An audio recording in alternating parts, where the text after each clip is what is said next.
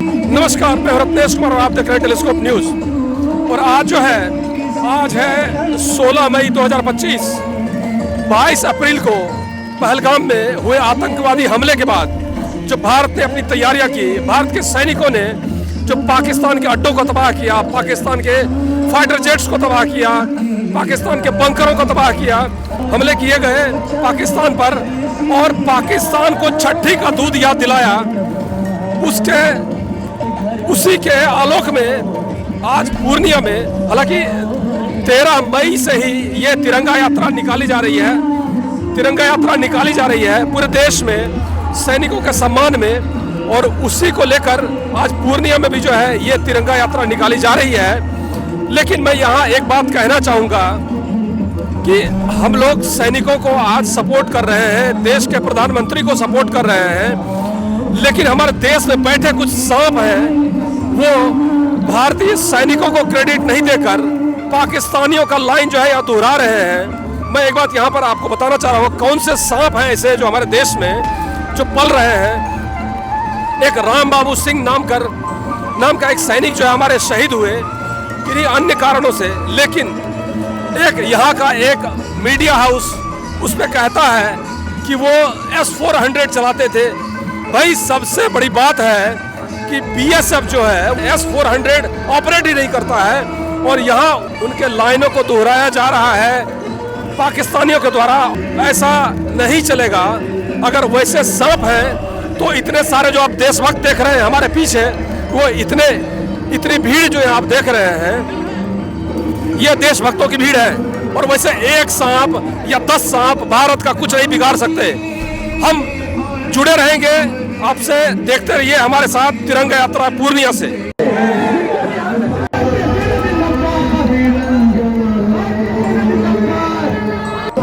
हमारे सैनिकों के शौर्य को हम लोग याद कर रहे हैं, क्या कहेंगे? जी, सबसे पहले मैं बताऊं कि आज का यह तिरंगा यात्रा हम भारत देश के उन सूरवीरों, उन देशभक्तों के सम्मान में निकाला जा रहा है जो अभी से कुछ दिन पहले हुए पहलगाम में आतंकी हमलों का लाहौर में घुस करके हमारे सैनिकों ने उसका बदला लिया है।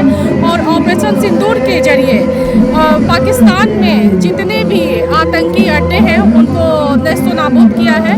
और मैं अपने भारत के दृढ़ संकल्पित माननीय प्रधानमंत्री श्री नरेंद्र मोदी और अपने रक्षा मंत्री श्री राजनाथ सिंह को और गृह मंत्री अमित शाह जी के उनके दृढ़ निश्चय और उनके द्वारा किए गए ये अटल फैसले जिनका परिणाम हमारा देश देख रहा है। और मैं सैल्यूट करते हैं अपने भारत के उन सैनिकों को जिनके जरिए पाकिस्तान में घुस करके जितने भी आतंकी हैं उनको नेस्तो नाबूद किया गया। और मैं अपने सब देश के सभी उन सूरवीरों को और सैनिकों को नमन करती हूँ। जय हिंद, जय भारत और जय भारत के सैनिक।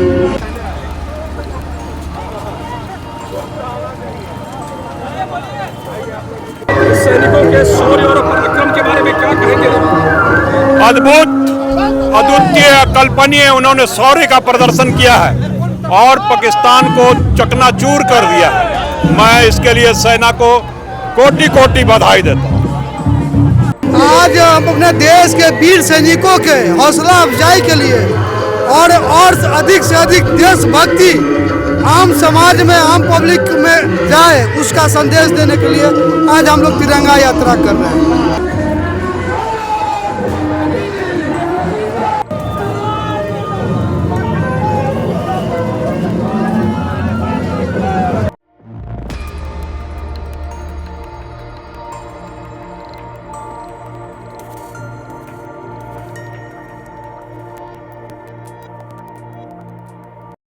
ये जो तिरंगा यात्रा है, पूरे पूर्णिया के सभी नागरिक इसमें शरीक हुए हैं और ऑपरेशन सिंदूर की सफलता के सम्मान की यात्रा है।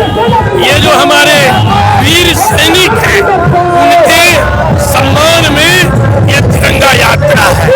ये तिरंगा यात्रा हमारे पूर्णिया के एयर मार्शल जो हैं, जो अवधेश भारती जी, उनके सम्मान में ये तिरंगा यात्रा है। ये तिरंगा यात्रा हमारे देश में जो माताएं हैं, बहनें हैं, हमारी जो बहने हैं उनके सिंदूर की तिरंगा यात्रा है। ये तिरंगा यात्रा देश के यशस्वी प्रधानमंत्री नरेंद्र मोदी जी ने जो कहा वो किया, उनके शान की तिरंगा यात्रा है। ये तिरंगा यात्रा में आज सब, चाहे महिला हो, पुरुष हो, युवा हो, छात्र हो, सारे हजारों की संख्या में इस तिरंगा यात्रा में शरीक होकर के देश में जो इस ऑपरेशन सिंदूर में जो वीर शहीद हुए उनको भी नमन करने की ये यात्रा है।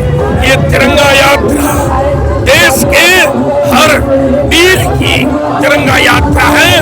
और आज पूर्णिया में सारे नौजवान, शहरवासी, गांववासी एक ही नारा लगा रहे हैं, घर घर तिरंगा छाएगा, भारत का सम्मान बढ़ाएगा। ये तिरंगा यात्रा पाकिस्तान को जवाब देने की यात्रा है। ये तिरंगा यात्रा जो आतंकवादी है उसको, उस पर कहर ढाने की यात्रा है। इस तिरंगा यात्रा से हम देश के वीरों को सैल्यूट करते हैं और तिरंगा ज्ञान, दान, शान के लिए पूर्णिया, बिहार, पूरा देश तैयार है, खड़ा है। उसी की ये तिरंगा यात्रा है। क्या कहेंगे भारतीय वीरों के शौर्य पर?